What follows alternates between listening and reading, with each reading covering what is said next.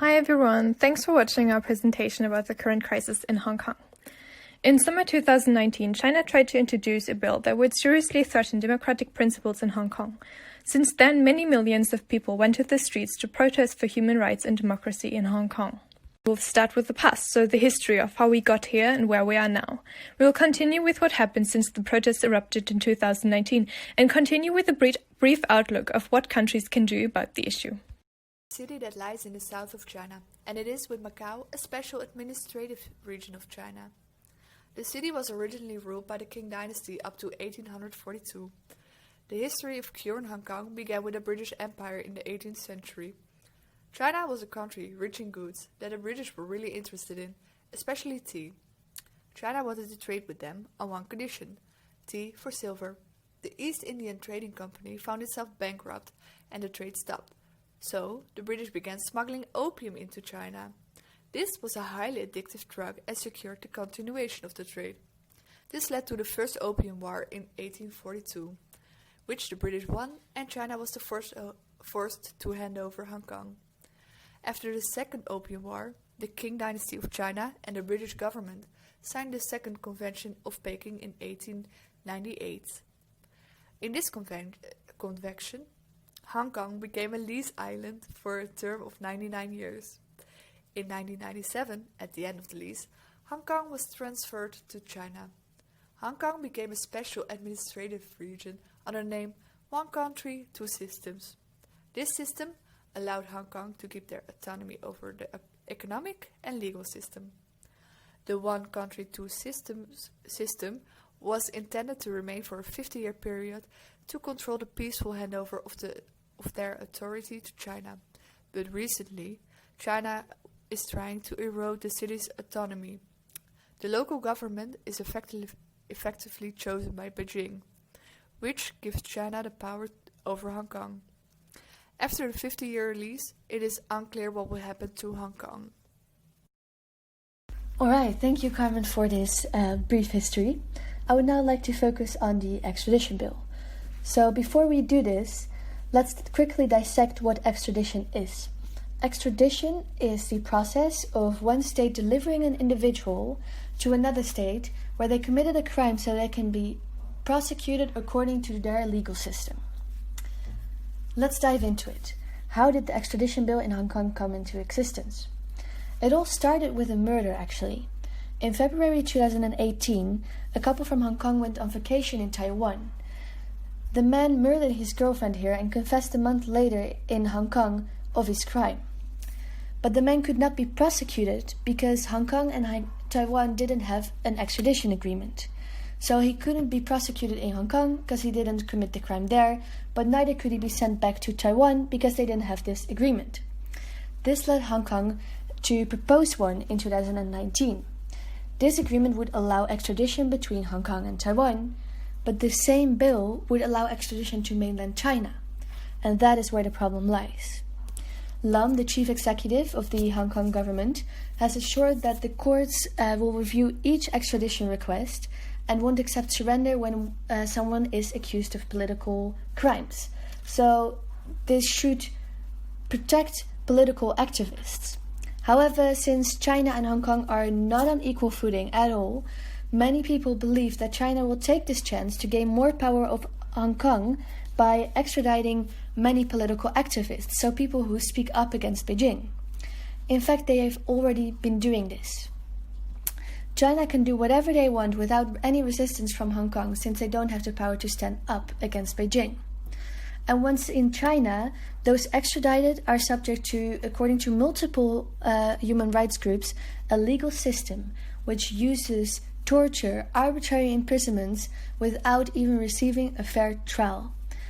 In short, the extradition bill makes it extremely easy for China to prosecute people who speak up against Beijing.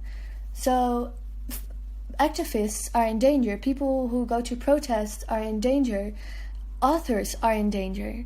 So this highly threatens the core values of the handover agreement, such as freedom of speech, freedom of assembly, and freedom of press.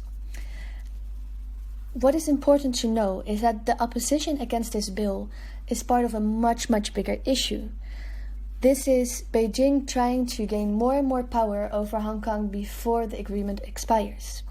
The majority of the people in Hong Kong are scared of their unfair legal system, and therefore they are protesting. They are scared that they will lose their rights to speak their minds, believe what they want to believe, love who they want to love, and live without having the constant fear of the Chinese legal system. 1% of Hong Kong's population went onto the streets. When Lam announced that the bill was suspended in June 2019, the protests still continued. The people didn't think this was enough. The bill should be completely withdrawn. In October 2019, it did. However, this is not the end. Mahara will now tell you how China still attempts to seize more power over Hong Kong. I'll tell you more about the national security law. So according to the Hong Kong Basic Law, Hong Kong was always meant to have a security law, but the city could never pass one because it was so unpopular. But now, in 2020, China came up with a security law and imposed it on Hong Kong. And under this new law, secession, subversion, terrorism and collusion with foreign forces are punishable with life imprisonment. But these offences are so broadly defined that almost anything could be considered as a threat to national security. So, for example, already holding flags that advocate for Hong Kong independence can be charged under the crime of secession, while damaging government buildings can be considered as terrorism. So already more than 370 protesters have been arrested while they were protesting against this new law. And therefore it becomes also clear that the law will have a severe impact on freedom of expression. And many Hong Kongers already shut down their social media accounts for fear of violating the law. So it becomes clear that the Hong Kong national security law is another example of a government using the concept of national security to repress political opposition.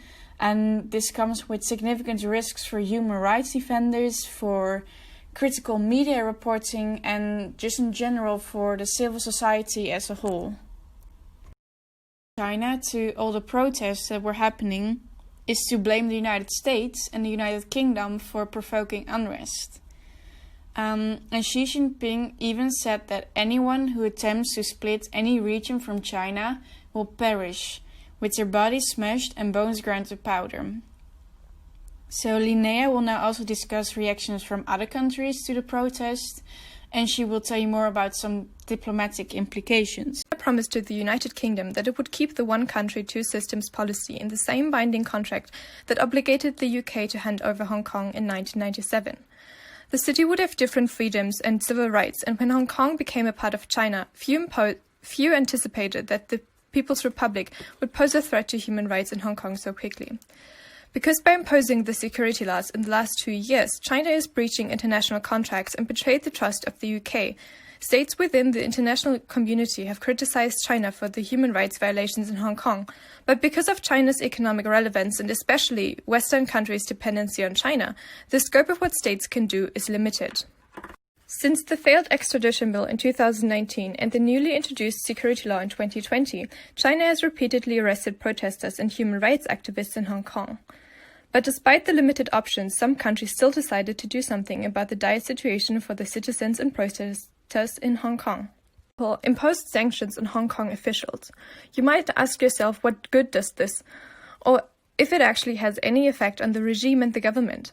But since the dollar is such a strong currency, for example, the chief executive for Hong Kong, Carrie Lam, has had a hard time opening a bank account. Since any bank that would do business with Carrie Lam would be sanctioned by the US as well, they politely declined the chief executive a bank account. And since the sanctions were imposed in August 2020, Carrie Lam has, and I quote, piles of cash at home since the government can't transfer her salary to her account. Hong Kong was once a part of the United Kingdom until 1997. The state feels a responsibility towards its former citizens and has thus offered 3 million people the chance to stay in the UK for 5 years to study and work. After the 5 years, they have the option to apply for citizenship and fully settle in the UK. This was a bold move, and China has since criticized the international community, especially the UK, for interfering with its domestic politics. We hope that the UK will keep their borders open to the people of Hong Kong, and especially to the people who advocate for the basic human rights such as freedom of speech. Despite the current international efforts to pressure China to abide by the one country, two systems policy, Hong Kong protesters still seek international support. If the international community stands united, China has fewer allies and might be inclined to loosen their grip in Hong Kong. But as the past has shown, this proves very difficult. If this situation seems so hopeless, we asked ourselves that during our preparation for the crisis report, and we realized there are a few things we can actually do. We can protest in our own cities and post on social media about what is happening in Hong Kong. We can even try to urge our elected representatives in our country to do something. But I think what each and every one of us can do to honor the protesters and human rights activists who went to the streets in Hong Kong, despite the dangers, is to appreciate the democratic systems we live in and to fight to make it better.